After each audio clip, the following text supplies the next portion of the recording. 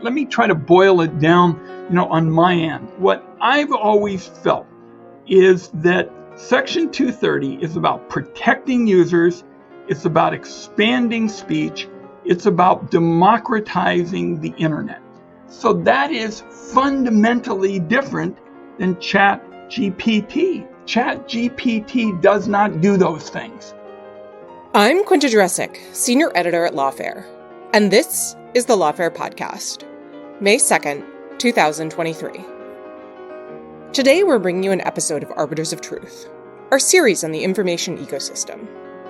Generative AI products have been tearing up the headlines recently. Among the many issues these products raise is whether or not their outputs are protected by Section 230, the foundational statute that shields websites from liability for third-party content. Who better to talk through this question with than the people who wrote Section 230 in the first place? Together with Matt Perrault, Director of the Center on Technology Policy at UNC Chapel Hill, I sat down with Senator Ron Wyden and Chris Cox, formerly a U.S. Congressman and SEC Chairman. Cox and Wyden drafted the statute together in 1996, and they're skeptical that its protections apply to generative AI. Two notes before we begin. First, Senator Wyden was only able to join us for the first part of this conversation, so you'll hear a discussion with him and Representative Cox before we continue the discussion just with Representative Cox. And second, a disclosure. Matt consults on tech policy issues, including with platforms that work on generative artificial intelligence products and have interests in the issues discussed. It's the Lawfare Podcast, May 2nd, Cox and Wyden on Section 230 and generative AI. The two of you drafted Section 230, and you have repeatedly spoken since the legislation was passed in 1996 about the original intent behind the bill. You spoke recently to the Washington Post about how you think Section 230 would map onto generative AI tools. Do you think Section 230 is going to protect generative AI platforms? Both of us have said Section 230 does not protect generative AI like ChatGPT or Google's Bard. And let me just give you the quick reason why. AI tools like ChatGPT, Bard's, Stable Diffusion, others being rapidly integrated into popular digital services couldn't be protected, and it's not a particularly close call. What Chris and I were working on all these years was protecting users and sites for hosting and organizing user speech. It shouldn't protect companies from the consequences of their own actions and products. Now, systems are different, but generally Bard, ChatGPT, and the like are something else. They are creating content. And the consensus from courts today is when a company creates or contributes for creating content, the company is also responsible for it. That is exactly what Chris and I wrote. Yeah, I'll just add to that, I've often been asked since we talked to the Washington Post, how does Section 230 apply to AI, as if it's a yes or no question. But what Section 230 is very clear about is that if you are a content creator, you are not protected. So the real question is, in any particular case, what has been the role of AI? AI itself defies clear description. It's a very broad field. The simple answer to that imperfect question is that when AI is the acknowledged creator of unique content that's illegal, Section 230 will not be a defense. But that's only one way of thousands that AI is already being used and can be used. Even ChatGPT, which is so often discussed, is just one example of generative AI, which is itself a subset of all of artificial intelligence. And even GPT-4, the latest version of ChatGPT, is itself a fancy version of a neural network. In other words, a mathematical system that learns skills by analyzing data. That's what powers the digital assistants on our phones and our devices like Siri and Alexa. So the broader universe of AI, because it covers so many existing and possible applications, it's necessary to know first what kind of application we're talking about before we can get to the Section 230 analysis. Is it facial recognition, or is it self-driving cars? Is it something as straightforward as enhanced internet searches? Or is it the creation of a novel or a Broadway play or a memo giving tax or medical advice? The answers to all those questions are going to be different in each case depending on the facts. So Ron is right. We agree that when AI is creating content, then by the terms of Section 230 itself, there's no Section 230 protection. The real question, though, is what are the facts? What's really going on? Hey, folks, let me offer one other thought, because for 25 years, my friend Chris has always been giving such thoughtful and detailed answers to these questions. And let me try to boil it down, on my end. What I've always felt is that Section 230 is about protecting users. It's about expanding speech. It's about democratizing the internet. So that is fundamentally different than ChatGPT. ChatGPT does not do those things. So I very much share Chris's much more analytical and detailed kind of answer. I wanted you to know what I just described to you is what I'm telling members of Congress who are asking me. They come up and say, Ron, I know you've been involved in this stuff for a long time. And I tell them the stories about how Chris and I, and like in the CASA book, the story was Chris and Ron do lunch. And we started talking about this. But I just wanted you to know that in terms of what members are picking up on, it's the difference between 230 and ChatGPT that I just gave you.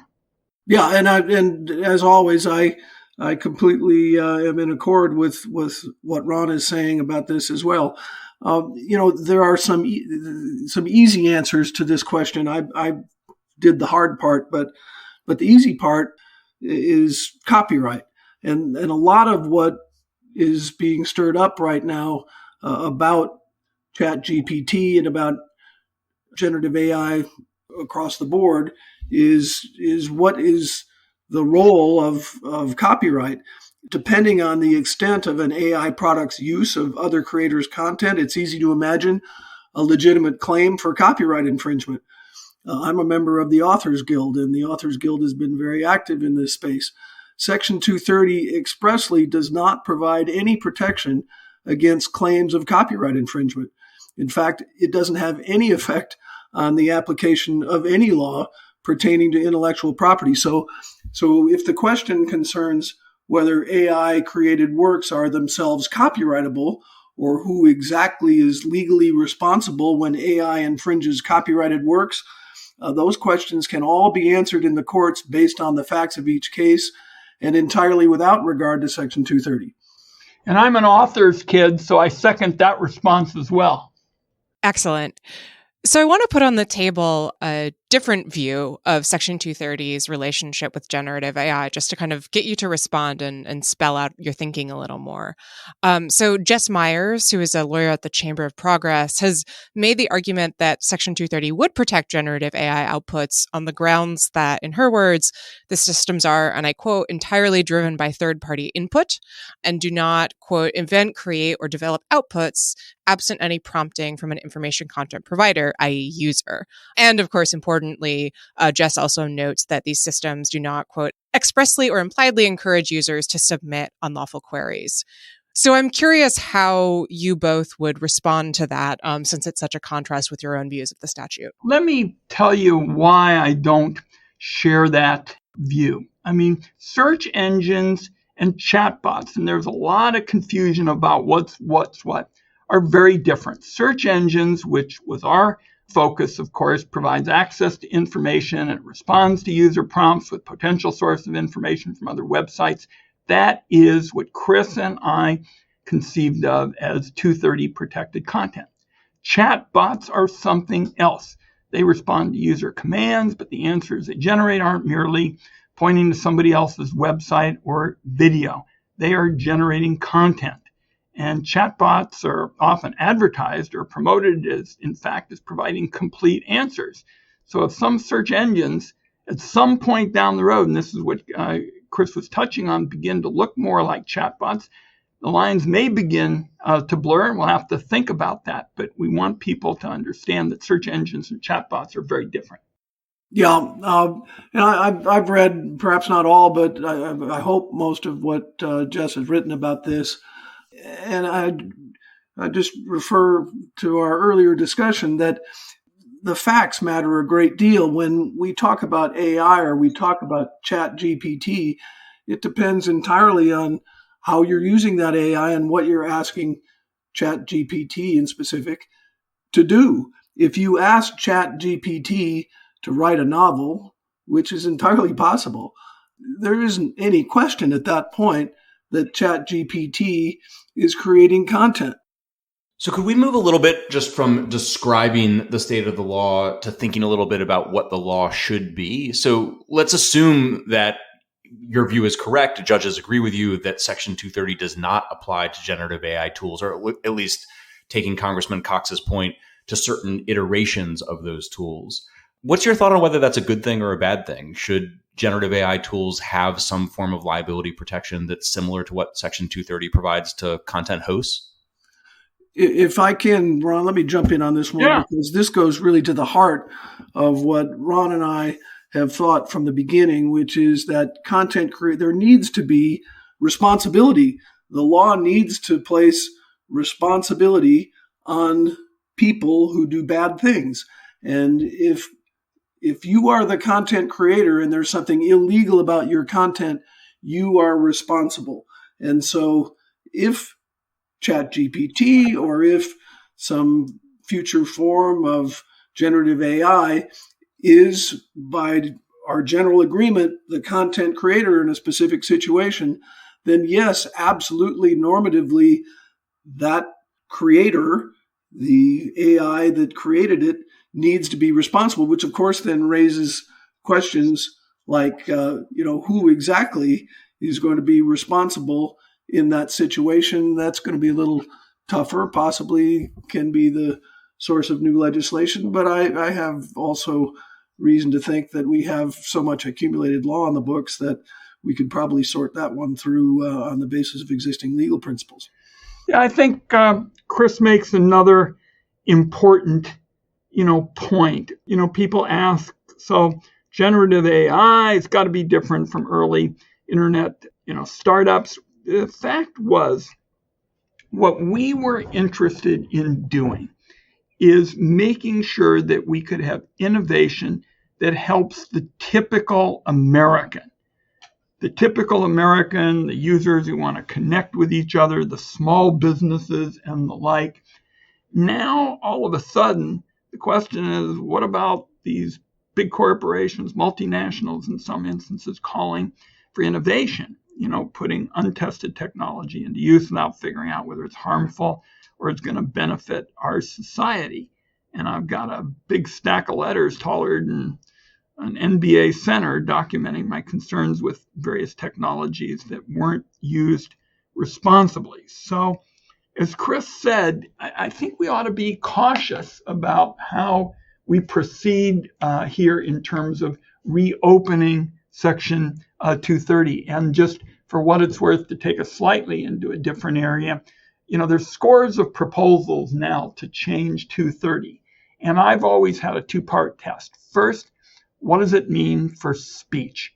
Because what Chris and I said from the very beginning is that we wanted to encourage as much discussion, and particularly among typical users. And what does it do for moderation? And I haven't seen any bills, frankly, that come close to that two-part, test. And in fact, the last time, and I heard you guys were going to ask possibly about, projections for bills going, to the floor. One other reason I think legislators are being more cautious is they're seeing that Sesta Fosta, that was ballyhooed, much proclaimed as the big answer to sex trafficking, has not worked out very well. You basically pushed the bad guys into the dark web, and vulnerable people seem to suffer. And there are not a lot of people holding rallies today for Sesta Fosta. For some people in the tech industry, like me, this is really the first time it's been possible to see the landscape that you confronted in 1996, when all the potential benefits and all the potential harms of the internet were in front of you, and you needed to decide the right regulatory roadmap for the future. I think even critics of 230, I think many of them would concede this has been an impressive framework given how it's withstood the test of time, even if there are many people who would want to shift various different components of it. I'm curious, given your work then and given where you stood at that moment, looking out at trying to think about what the right regulatory framework for the internet would be, how do you think lawmakers should approach this issue now? Well, I think the practical step now is to focus on what we call the Algorithm Accountability Act. And the fact is, there are very real harms that people can suffer, the typical person, as a result. I mean, these algorithms can control, who's hired, who's fired, people buying insurance, people buying prescription drugs. I haven't gotten a chance really to talk to Chris much about this, so just know I'll be interested in his response. But I think the next step, I'll be introducing legislation on this, is again to go to the kind of framework that makes sense to ensure innovation, but also to protect consumers. And I think we ought to have information about audits and things of this nature. And in the parlance of the United States Senate, I will tell everybody following this discussion that I am happy to yield the discussion to my friend of more than a quarter century, Chris Cox. You will not find many differences between us. I know that when we were asked about Chat GPT, we basically started finishing each other's sentences with respect to whether there ought to be Section 230 protection. So I think you'll enjoy listening to Chris, and you can pretty much operate under the assumption that we're in agreement. So I apologize for the bad manners and look forward to continuing this discussion. Chris, you'll prosecute the case for both of us, okay? Well, it's an excellent question, and my heart goes out to the people in Congress right now who have to grapple with this and from whom answers are being demanded while they are standing at the front end of the great unknown. We don't know where this technology is headed, and we have to use our best judgment. But there are a couple things that should serve to calm things down. One is that the law, particularly in its written form, statutory form, positive law, needs to be not so much forward-looking as persistent. It needs to be good to the extent that human beings can make it so for all time, or if not all time, then for the indefinite future. It shouldn't be right or wrong depending on the next change in technology. There have got to be enduring principles. And that's what Ron and I were thinking of when we wrote Section 230. This was really the first law written about the internet. And so legislative counsel in the House and in the Senate, wanted to define a whole bunch of technical terms and so on. And we pushed back on that very hard because we knew technology was rapidly changing. And if the law specifies with some technical particularity that you need to have a rammer frammer, you need a gizmo, or we're going to regulate these gizmos in a certain way, then practicing lawyers, which I've been one of for 20 years of my career, have to give advice to their clients that, we're not sure what will happen if you stray from these specified technologies and do something new that the law and the courts haven't addressed yet. That's all going to slow down technology. So what you want to do is stick with, if you will, plain English and concepts that will endure and be applicable with the assistance as needed of courts and judges to the specific facts of cases as the technology goes forward. So that's thing one. The other thing that should make us a little bit less concerned about all that could happen here is thinking without regulation, is thinking about what can go wrong with regulation, because there is a lot that can go wrong with regulation that should give us some humility. If you don't know what it is that you're regulating, and most people don't yet, there's a great deal of damage and harm that you can do. So you want to have a little bit of humility. And so I think those two things together would be my modest suggestions to the people who have the very difficult task of dealing with these challenges today. A lot of the arguments against substantially reforming or rolling back 230 often point to reliance interests that, the internet as we know it has essentially been built on the bedrock of Section 230, such that altering that could drastically change how platforms behave and potentially lead to really negative consequences. And I would certainly agree with Senator Wyden's point that Sesta Fasta is a unfortunately good example of that. When it comes to generative AI, though, I've been wondering whether, that same argument might not hold precisely because the technology is very new. It simply hasn't been around long enough for that reliance to have been built up. So I'm curious whether you think that that should change or shape in any way how we think about potential regulation of generative AI. Well, I don't know that there are deep reliance interests right now with things that are so brand new. I mean, ChatGPT has been available for widespread commercial use for less than a year, it seems. So rather than worry too much about the reliance interests, I would just try and focus on the potential benefits and how we can maximize those while protecting ourselves from the obvious harm that could also come from a runaway computer world that is under nobody's control, or worse yet, under malign control. So the senator talked about the need to think carefully about algorithms and thinking about tech regulation. And that's a really nice lead-in to the case that's currently before the Supreme Court, Gonzalez versus Google, which of course has to do with the extent to which platforms can be held liable under 230 for algorithmic amplification systems that they build.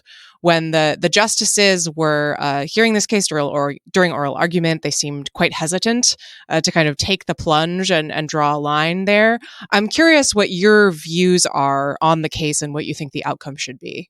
Well, Ron and I filed an amicus brief in that case, so I'm very familiar with it. I listened to the oral argument, and as you say, it was apparent in the oral argument that the justices were having trouble with the idea that YouTube's up next video feed was any different than search recommendations on Google. The justices were questioning how video recommendations were different than text recommendations, since prioritizing material on the internet is really what platforms do.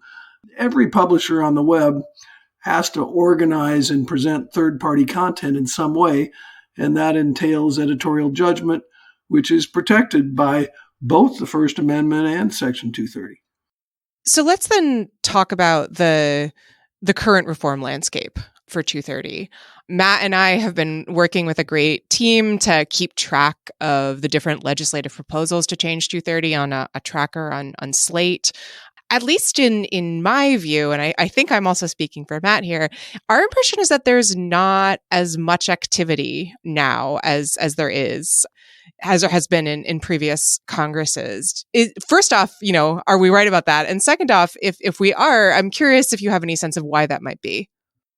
Well, I think you're right. And I think that the reason is that Congress has been, figuratively speaking, beating its head against the wall on this question for several years now, with Democrats coming at the question from one direction and Republicans from the other, based on particularly social media issues and their view of whether there is too much or too little content moderation. And what they're finding is that it's very difficult to draw these lines. And in particular, it's difficult when the solution is built around putting the government in charge, because ultimately these are questions about speech, and you run into significant First Amendment issues when the government takes control. So I think there's a little bit of learning, maybe a lot of learning that's gone on over the last several years, and that has caused people to pull back from some of the Trump and Biden campaign slogans of, repeal Section 230 and that'll solve everything and so on. And as people have gotten more sophisticated in their analysis, they are coming up with, certainly in Congress, more targeted solutions and things that don't facially offend the First Amendment. The states, for their part, have been I'd say, a little bit more aggressive and a little more risk-taking in their willingness to confront the First Amendment head on.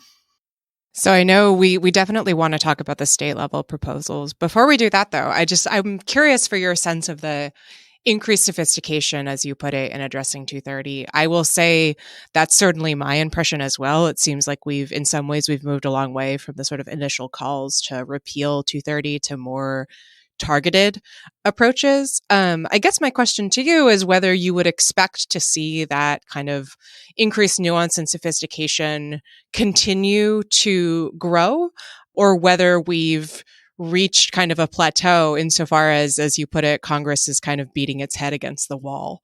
Is there a world in which 2 or 3 years from now, policymakers have had enough time to kind of sit with this and really think it through, that we could potentially get a reform, if folks still do want reform, that would make sense?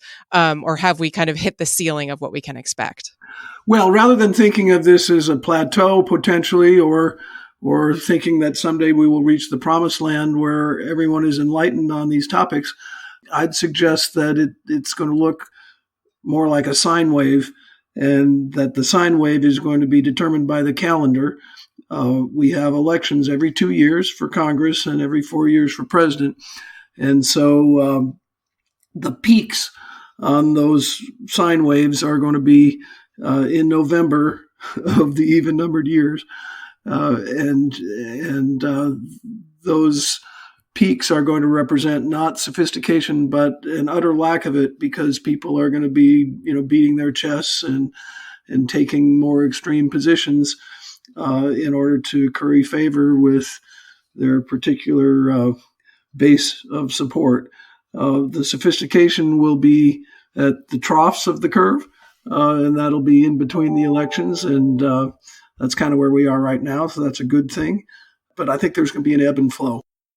Obviously, the activity in this issue is not limited to what's going on in Congress or in the executive branch in Washington. It's also been an incredibly active area at the state level, with legislation in Texas and Florida pushed by the right that's focused on limiting platforms' ability to moderate content, and then legislation in New York pushed by the left, which sort of takes an opposite view, encouraging platforms to do more moderation. You have, as a member of the board of directors of Net Choice, which has taken a leadership role in fighting back against some of this legislative efforts, you obviously have been involved in some form in challenging some of these laws. I'm curious if you can speak a little bit to how you see the state developments. What's your view of where things currently stand, and where do you see it going? Yeah, so you mentioned the Net Choice litigation. There are 2 leading cases, one in the Fifth Circuit, Net Choice against Paxton, and one in the 11th Circuit, Net Choice against Moody. Those are both First Amendment cases, although Section 230 appears in both of them as a peripheral issue. But the basic question is whether the state can insert itself as second guesser over the content moderation decisions of social media platforms, not to mention all manner of internet websites of other kinds. The editorial discretion inherent in content moderation is protected by the First Amendment, and that protection is much broader than Section 230, which, as we were discussing earlier, has a number of exceptions in areas where it doesn't apply at all, such as copyright. Those cases are pending grants of certiorari in the Supreme Court.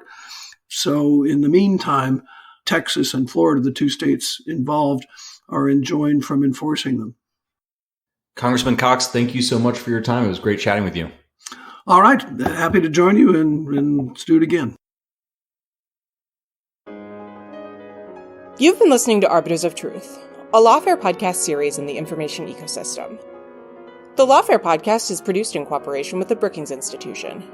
You can get ad-free versions of this and other Lawfare podcasts by becoming a Lawfare Materials supporter at patreon.com/lawfare, where you'll also get access to special events and other content available only to our supporters. The podcast is edited by Jen Pacha-Howell, and your audio engineer this episode was Noah Mosband of Goat Rodeo. Our music is performed by Sophia Yan. As always, thanks for listening.